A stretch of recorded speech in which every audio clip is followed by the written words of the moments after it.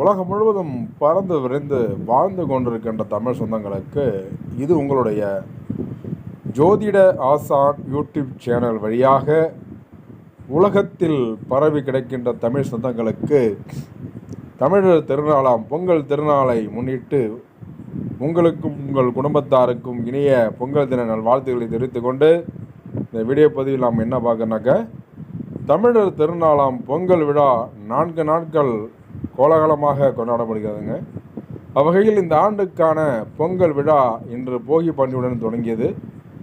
நாளை 14/1/2025 தைப்பொங்கல், நாளை மறுநாள் 15/1/2025 மாட்டுப் பொங்கலுங்க. அடுத்த மறுநாள் 16/1/2025 அன்று காணும் பொங்கல் கொண்டாடப்படுகிறது. தை பிறந்தால் வழி பிறக்கும் என்பது பெரியுடைய கூற்றாகும். தை மாதத்திலே நல்ல காரியங்கள் நல்ல விஷயங்கள் செய்யலாம் என்று வெகு நாட்களாக நீங்கள் எண்ணி பார்த்து கொண்டிருக்கிறீர்கள். அந்த வகையில் தை பிறக்க போகுதுங்க. நாளைக்கு இப்போ நம்ம தை மாதத்தை புது என்று பார்க்க இருக்கிறோம். தை திருநாளம் முன்னிட்டு நம்ம பொங்கலுடைய திருநாளில் வீடுகளில் பொங்கல் வைத்து வழிபடும் நேரம் குறித்து இந்த வீடியோ பதிவில் நாம் பார்க்க இருக்கிறோம். அது மட்டும் இல்லாமல் உலகத்தில் உங்களுடைய வீட்டுக்கும் உங்களுடைய வீட்டில் கூடிய நம்முடைய நேர்கள் அனைவருக்கும் பொங்கல் நல் வாழ்த்துக்களை தெரிவித்து கொண்டு நாளை காலை நம்ம சூரிய உதயம் அப்படின்னு பார்க்குறோம். நாளைக்கு சூரியனை வழிபடுவதற்காக நம்ம நாளை பொங்கல் வைக்கிறோம். அந்த பொங்கல் வைக்க உகந்த நேரம் சூரிய பொங்கலாக வைப்பதாக இருந்தால் காலை 5 மணி முதல் 6 மணிக்குள் வைத்து விடலாம். இது சூரியனை வரவேற்கத்தக்கது. சூரிய உதயமாகும்போது பொங்கல் வைத்து சூரிய பகவானை அழைத்து அதை இந்த திருவிழாவை கொண்டாடுவது ரொம்ப சிறப்பாகும். நாளை காலை 6 மணி 42 நிமிஷத்துக்கு சூரிய உதயம்.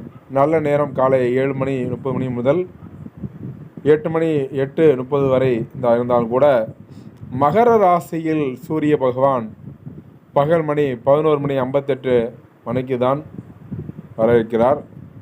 எனவே மகர சங்கராந்தி பொங்கல் என்ற அடிப்படையில் பொங்கல் வைக்க உகந்த ரொம்ப நேரம் என்று சொல்லக்கூடியது நாளை பகல் மணி 12 மேல் 1 மணிக்குள் நல்ல நேரம் என்பது உங்களுக்கு இந்த வீடியோ பதிவை நாம் பார்க்க இருக்கிறோம். மகர சங்கராந்தி பொங்கல் என்பது நாளை காலை நீங்கள் சூரிய உதயத்தில் வைத்தால் ஓகே, ஒன்றும் பிரச்சனை இல்லை. மகர சங்கராந்தி பொங்கல் விழாவை கொண்டாடும் விதத்தில் நம்ம பகல் மணி 12 மேல் 1 மணிக்குள் நீங்கள் பொங்கல் வைப்பதாக இருந்தால் அந்த நேரத்தில் பயன்படுத்தி கொண்டு அந்த நேரம் என்பது குரு ஓரையும் வருவதால் பொங்கல் வைக்க ரொம்ப உகந்த நேரமாக இருக்குதுங்க. குருவுடைய ஓரை குருவுடைய பார்வை மகர சங்கராந்தி பொங்கல் விழானது நாளை மதியம் பார்க்கும்போது நம்ம 12 மணிக்கு மேலே 1 மணிக்கு இருக்குங்க. அதே சமயம் சூரிய பொங்கலாக வைப்பதாக இருப்பதால் காலை 5 மணி முதல் 6 மணிக்குள் வைத்து விட வேண்டும்.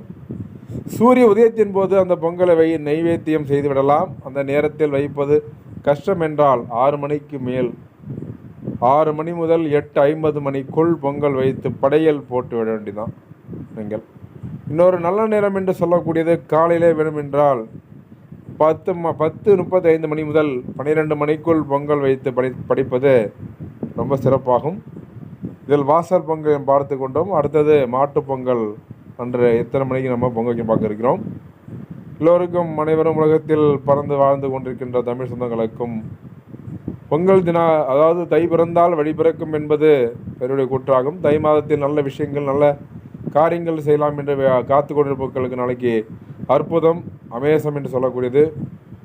மாட்டு பொங்கல் அன்று காலை 9 மணிக்கு மேல் 10 மணிக்குள் பொங்கல் வைக்க உகந்த நேரமாகும்.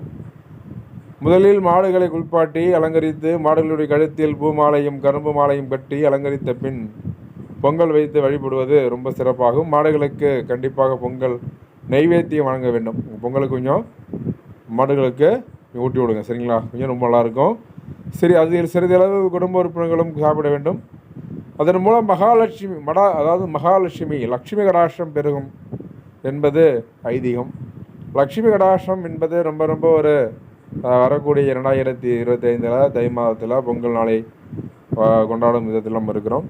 நேயர்களே, உலகத்தில் அனைத்து தமிழர் சொந்தங்களுக்கும் என்னுடைய பொங்கல் வாழ்த்துக்களை தெரிவித்துக் கொண்டு உங்களுக்கும் உங்களுடைய குடும்பத்தாருக்கும் இனிய தித்திக்கும் பொங்கல் தின நல்வாழ்த்துக்களை தெரிவித்துக் கொண்டு அடுத்தடுத்து நல்லதொரு வீடியோ பதிவில் உங்களை சந்திக்கும் வரை உங்களிடம் இருப்பது உங்கள் யூடியூப் சேனலை சப்ஸ்கிரைப் பண்ணுங்கள், ஷேர் பண்ணுங்கள், லைக் பண்ணுங்கள், கமெண்ட் பண்ணுங்கள். தொடர்ந்து இருந்துங்கள். நன்றி, வணக்கம்ங்க.